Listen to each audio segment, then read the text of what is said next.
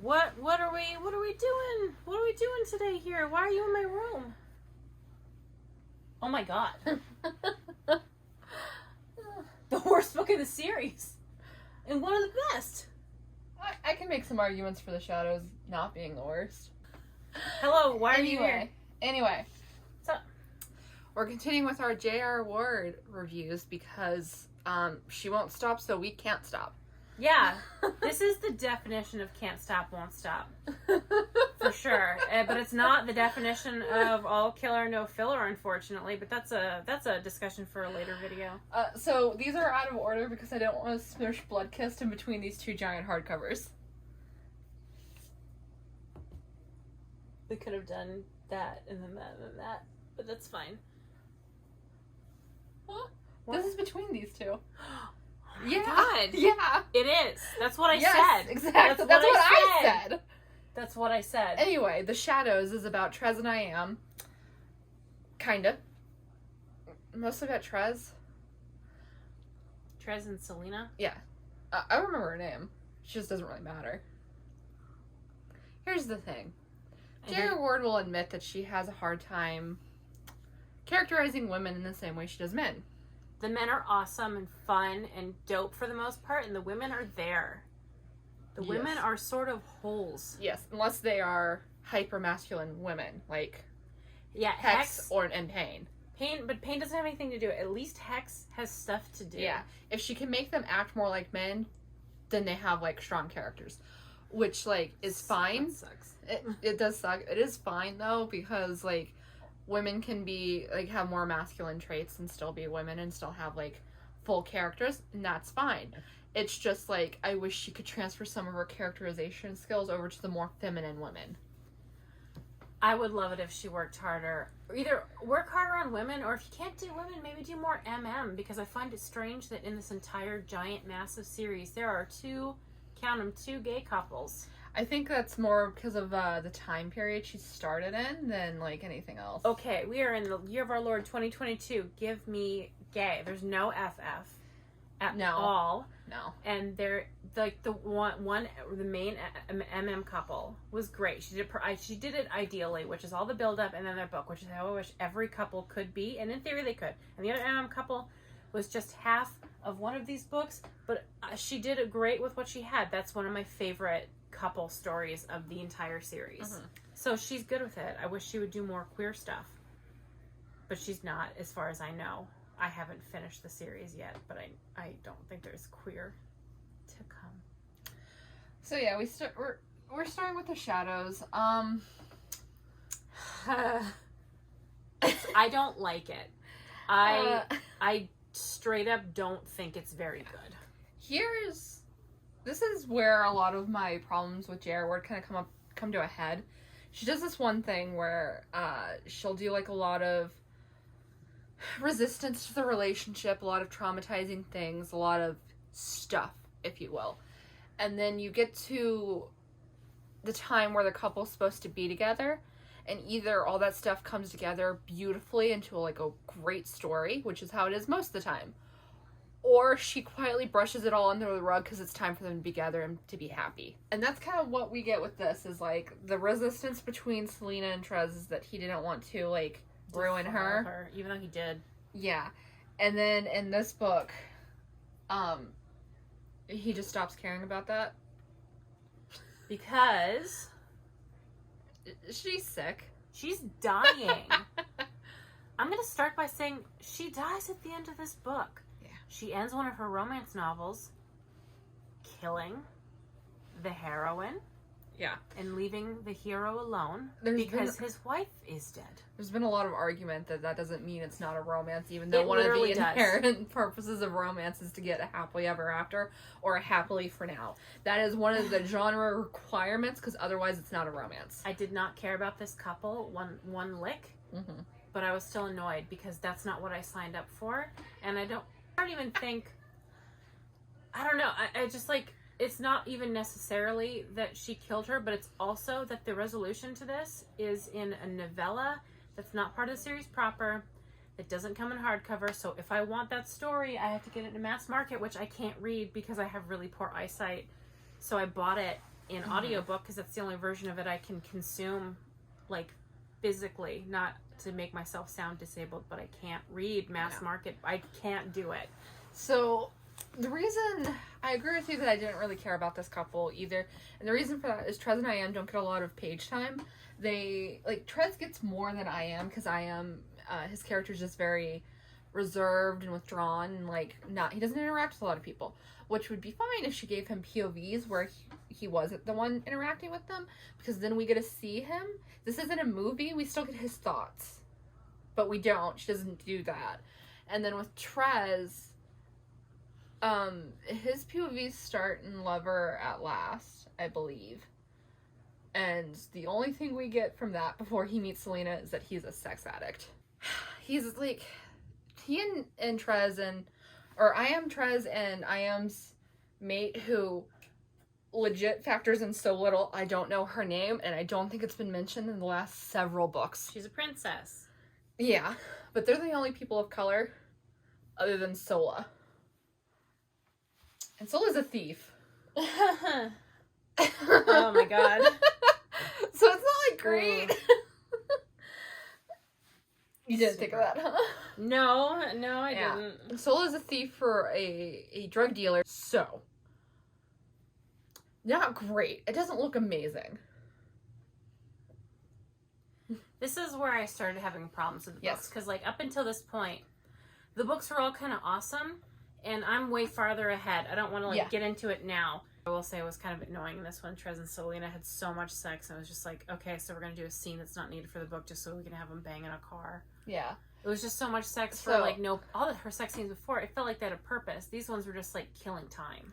Yeah, like, she did most of their story before this book. Unfortunately. Which is part of the problem. Because in this book, he finds out she's dying. She has a disease that only the Chosen get. Which is weird. Oh, that only the Chosen get it, or? Yeah. It's just from line breeding, basically. Because that's what it is. That's what the Chosen and the Brotherhood are. They're line-bred vampires.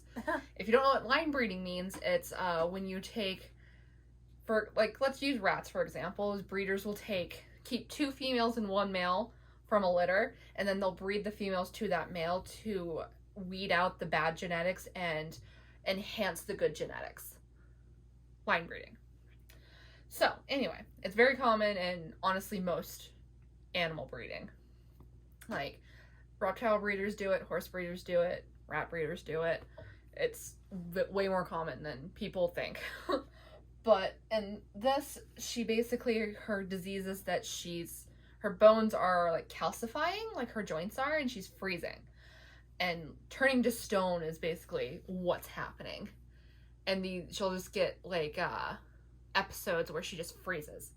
She can't move at all. And eventually, that'll just be how she dies. She just freezes. Weird the scribe virgin couldn't fix it? She caused it! No, but I mean, like, why? I mean, it's the same thing, like, God's technically in this series, too. You can't fix everything. You can't do that, because then you're interfering. Maybe I'd nitpick less if I enjoyed the story, because I'm sure there's a million things I can nitpick in the first 10 books, and I'm choosing not to, but she's like, so she's dying of a weird, dumb disease, and every scene with her seems like filler. I mean, it's the same reason she couldn't bring Jane back, is because you have to have a sacrifice to balance it out. But she did bring Jane back. Not really. As a ghost. She didn't save her life, though. No, but Jane can eat, and she can have sex, and she can sleep, and she can live her best life. Yes, but still, she had to give up something for that. She doesn't have something big enough to give up to save her Chosen. Especially when it's only a couple that have gotten this. I just wasn't into it. That's fine, but it does make sense that she didn't do anything.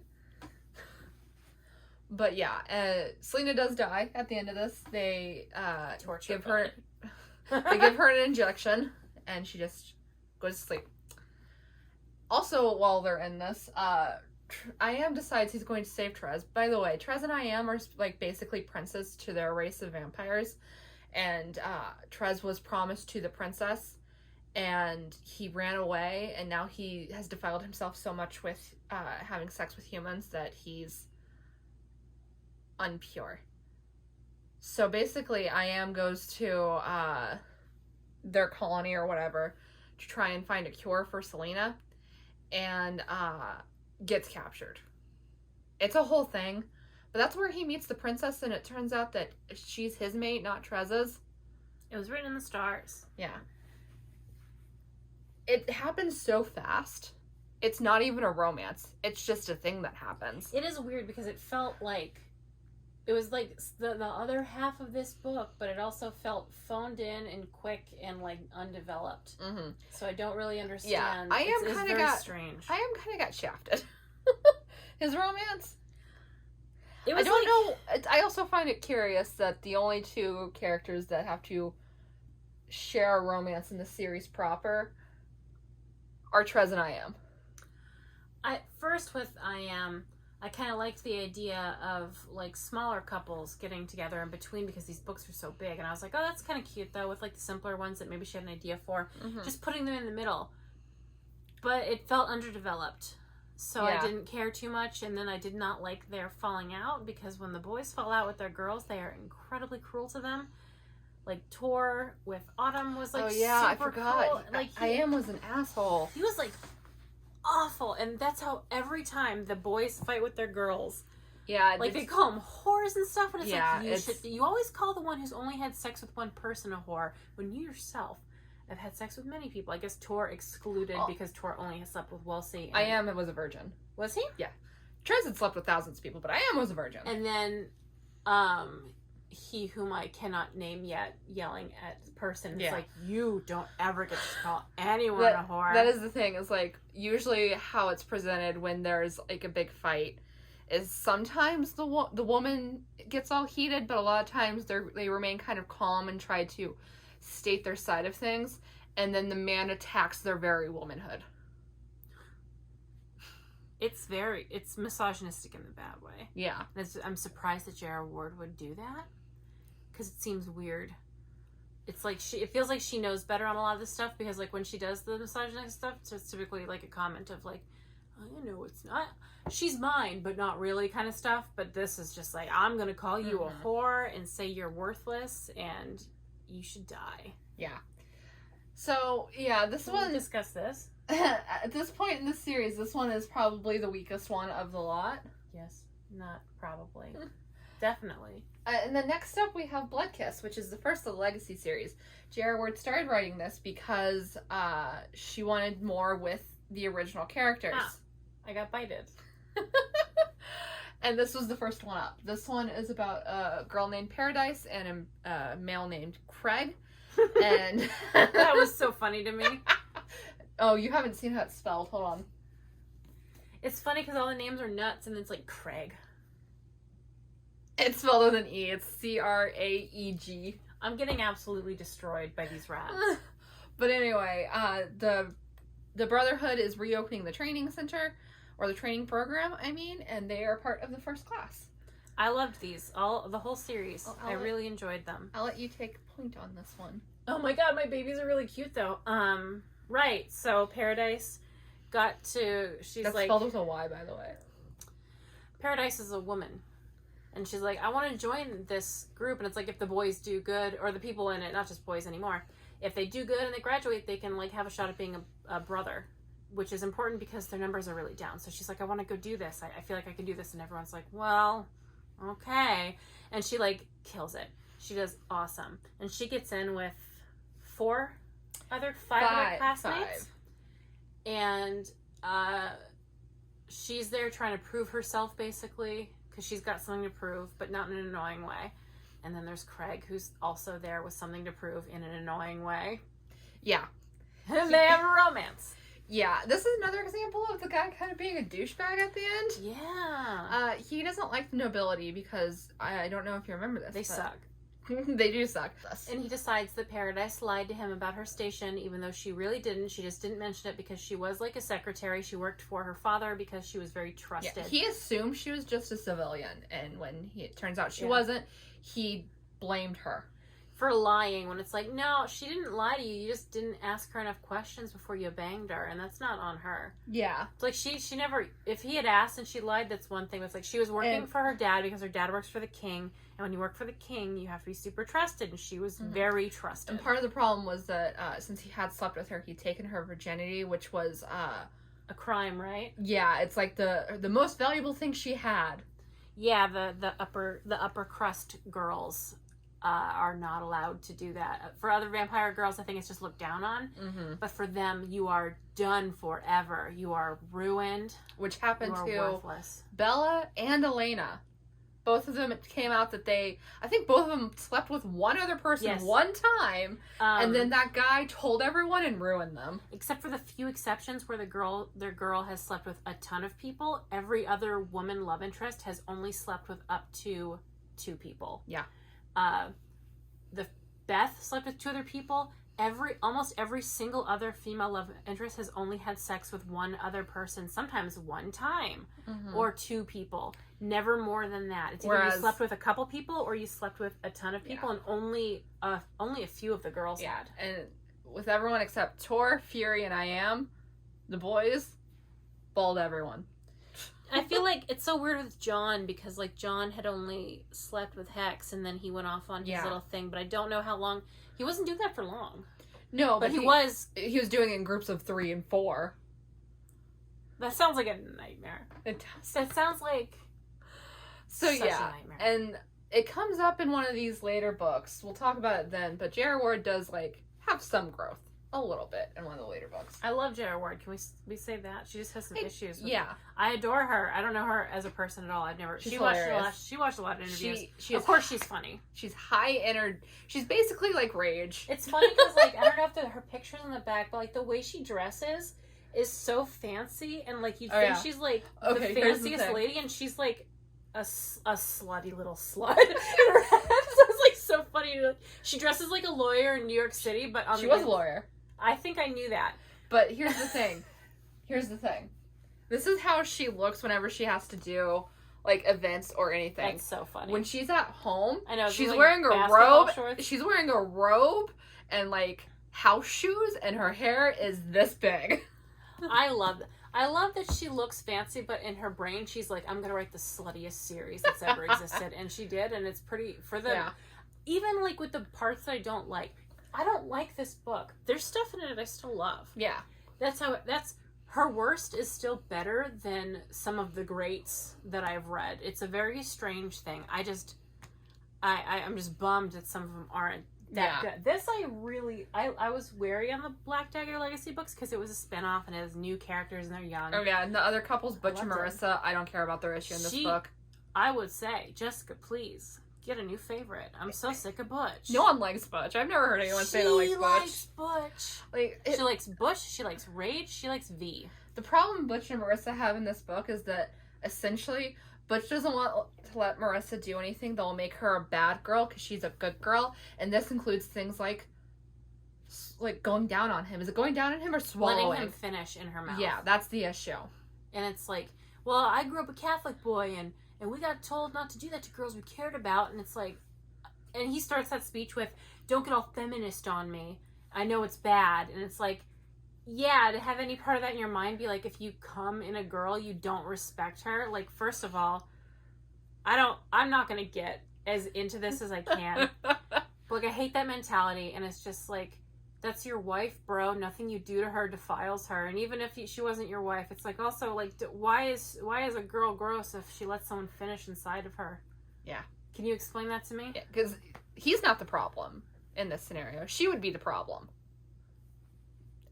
So yeah, I never liked Butch. This book did not help him. It served to the problem I had with her before, is that they infantilized her. Yeah. Don't infantilize a girl who's getting railed 6 ways to Sunday. Please. I would love it if you didn't do that. And at least she's like, hey, I'm not a little kid.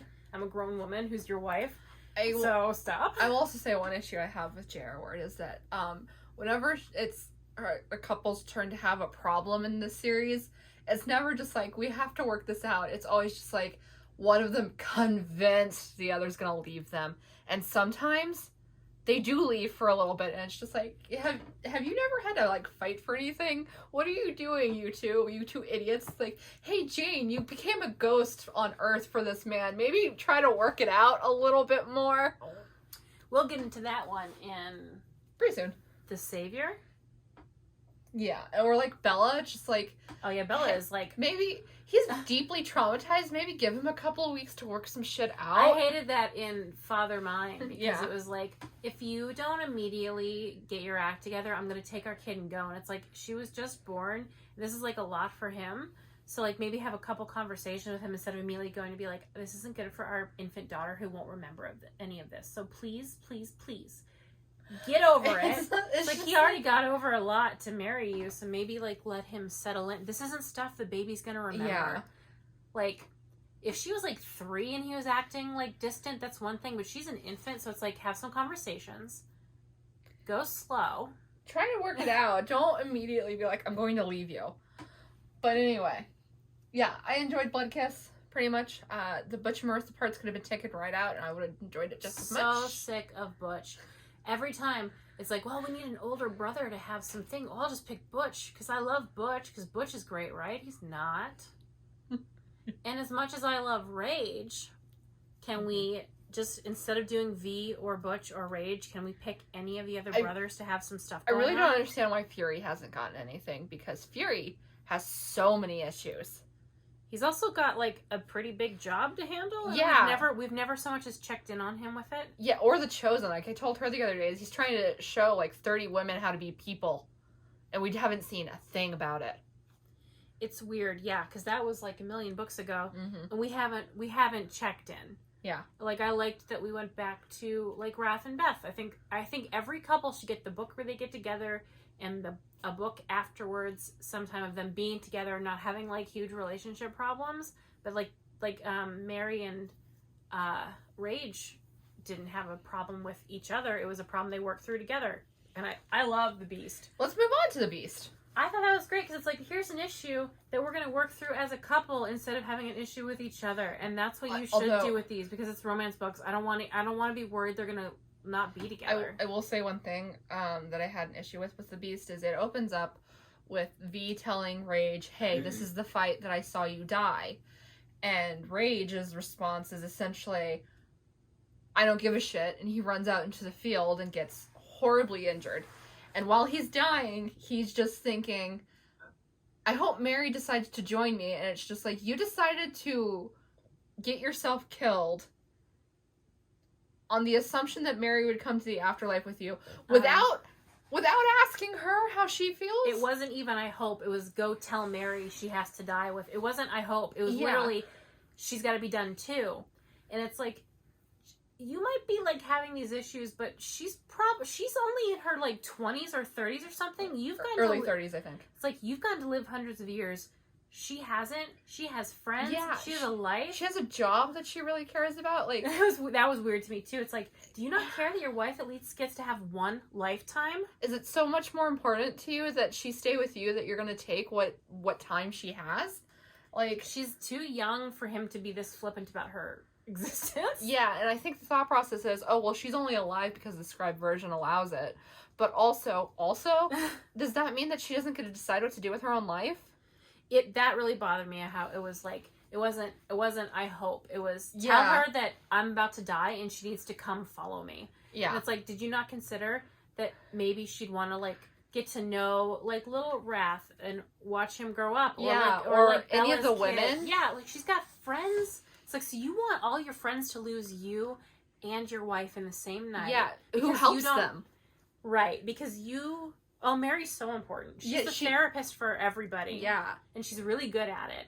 So, like, to take away 2 really important people in your friends' lives because you don't care about your own life, it was weird for him, because it's like, if you don't want to be alive, it's such a complicated issue. Mm-hmm. But, like, to not for a second have him consider his friends, what it would do to them, what it does to V to have to see this stuff, or like, it might really suck for my friends to watch me go kill myself in front of them. Yeah, and then like, just to try and take her agency away from like, this is her decision when to go, and to be like, I'm going to decide for both of us right this second without even wondering why I'm feeling this way. Yeah, I was wondering why he was feeling this way, because that didn't come up before, and it's like all of a sudden he's suicidal out of nowhere, and he's like, I'm going to end my life and my wife's life. Do y'all want to know why he did this? He wants a baby. So he tried to end his life and his wife's life because he wants to be a father. There were other solutions. Surely there's a vampire orphan baby that needed a daddy. Oh my god, Spectre, why did you look at us like that? So yeah, that's the problem they're having in this book is Rage's over the top reaction to wanting to be a father. And it was like the first 3 hours of the book was him die. I love J.R. Ward because it takes her hours and hours and hours to start a story. She came into my room and I was like, yeah, I'm like 4 hours into the Beast, and she was like, oh, so the story's just starting. And I was like, yeah. It's kind of funny. But also, like, I wasn't, like, mad about what he did, but I was like, wasn't either. I was like, that's weird for him to not care that his 30-something-year-old wife wouldn't get to finish living her life, or, like, so she either has to choose between living without her husband or living without the rest of her friends who need her. And it didn't occur to him that maybe she wouldn't be down for this until he was dying. Actively dying. So that sucked a lot. Yeah. Obviously, she manages to save him, but... Yeah, she makes his beast come beautiful out. Little dragon boy come out and save him, which... I love that monster. Yeah. Oh my god. Monster. Speaking of. So yeah, basically, Beth is the one who figures out what's going on because he holds little Wrath and he's just like... crying. And Beth's just like, hey, Mary? Maybe you should go talk to your husband. Your husband is giving hot tears on my infant, who's taking it pretty well, admittedly. But do you want to figure this out? Maybe. Yeah, and then his issue, basically his issue boils down to is he wants to be a father, but Mary can't have children because of chemo treatments when she was, well, she's still human, when she was mortal, I'll say. And he feels guilty that he wants a baby when she can't give him a baby. And so he tried to kill himself. Sure. But basically... Oh my god, Spectre. It's kind of weird in this book because they act like adopting when you're a vampire is like a really difficult thing to do. But also, we have several characters that were abandoned as vampire children. So, like, clearly that's not the case. Yeah, they could probably go find Hex was adopted, and then John Matthew was... I mean, he was a special case, but he was abandoned. And then, several others were also, raised as... You're gonna regret this. Oh my god, what are you trying to do? She's trying to climb back up there. So, yeah, but Mary works at Safe Place, which is Marissa's women's shelter. And there's a girl there named Biddy. Whose mom is dying. And in fact does die. We met them back in book 4. Yeah. Oh my god, hi. And so that's the solution. This entire book is about them adopting Biddy. Mm-hmm. Yeah. She likes it more than I do, so why don't you take over? It feels like more complicated than that, because it's not just... It's can we be her parents? Should we? And it's kind of him also getting over this idea that he needs to be followed into the fate, because at the end, it's because Biddy's mom dies. Obviously, it really messes her up, so she's just like, oh, I don't want to get abandoned, I don't want to get left, so he's just he has Mary promise that she'll stay until Biddy dies, and then when Biddy dies, that's when Mary will go into the fade, so, that means that it's him growing enough to be I'm going to sacrifice my comfort for the comfort of someone else. And it's him learning how to be a father. And I like it because it's sweet. He's a sweet dad. Yeah, the stakes were low in this one because obviously it's a romance. We kind of know how it's going to end. But it's nice. It's sweet. And I'm going to put you back, you little hooligan. And they do a pretty good job, I feel, with Biddy. The only issue I had is how they kept saying, how it felt like Biddy was, related to them. Which I was just I understood why she was doing it, because it was she belongs to us and that kind of stuff, which is good. I like that they feel that way. But also, I don't think it was necessary for them to feel like she was, their, how do I put this? She immediately started calling him mom and dad, and it feels a little bit wouldn't it be better if we had a biological kid? And we can't, so we're going to just kind of act like she is, because that matters to us, and it's perpetuating this idea that it's more important to share blood than to have a bond. Yeah, and like she's naming it pretty well. I have a lot of opinions on adoption. It's typically very unethical how it's run.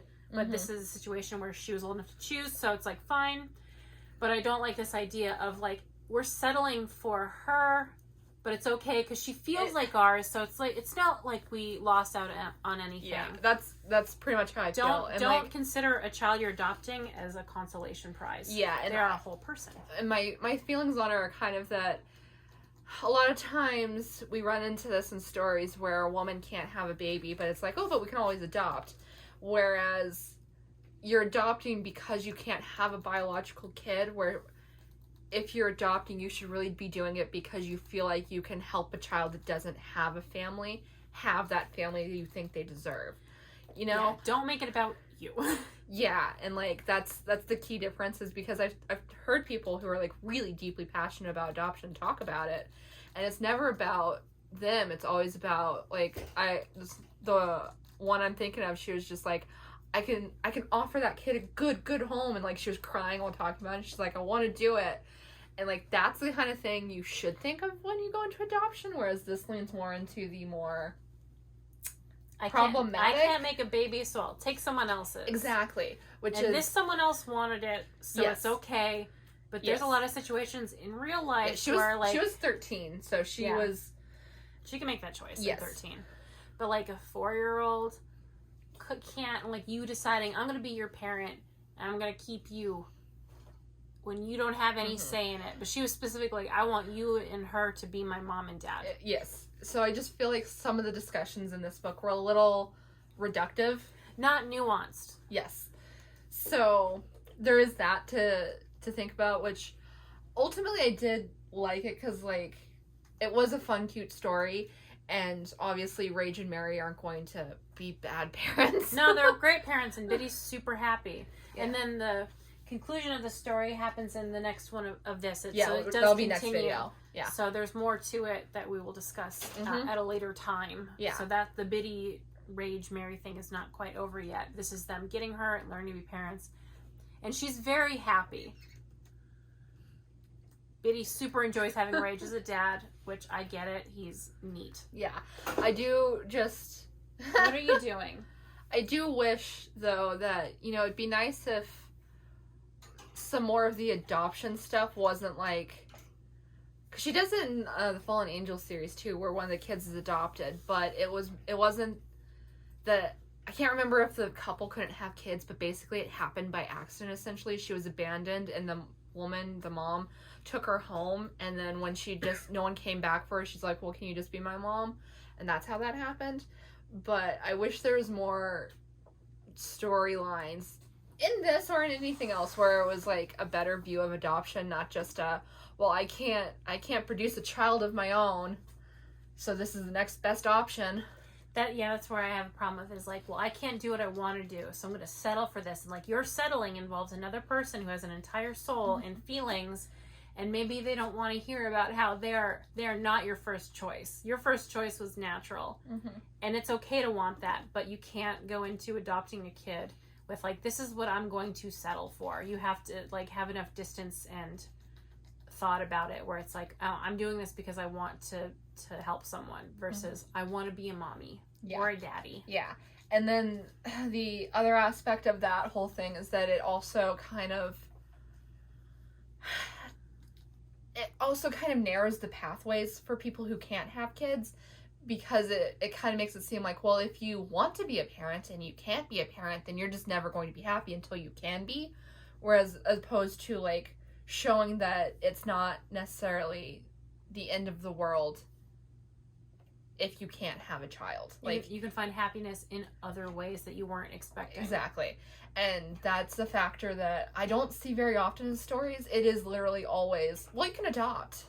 Yeah, and it's like, oh, that's like, it's not getting a dog, it's a person. Exactly. It's a human being. It's like, part of the reason people should want to be parents is because they want a purpose. And just because you can't have that purpose doesn't mean you can't find another that you can put all your passion into.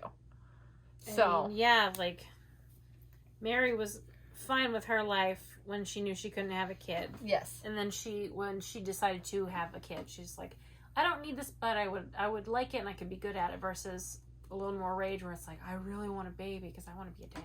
Yes. But it's a book, so whatever. Yeah. We're discussing this. This doesn't mean we didn't enjoy the book. Obviously, I did. The book. I loved it. It's just, this part of the reason you read is to open up discussions like this. But at least Biddy had the agency to be like, I specifically want you guys to be my parents. Yes, exactly. And she was old enough that, I don't know how old I would say is old enough to really decide, but 13 I think is old enough to be like, this is the choice I'm making. I want to live with you. I like you and your friends, and I think I could be happy with you. Yes. All right. I gave this one probably 3.5, bumped up to 4, and I think both these were 4s. I think 3.55. Okay. I loved the Black Dagger Legacy. So we hope you enjoyed this video. If you did, like, comment, subscribe, all the good stuff, and we'll see you in the next one. Goodbye.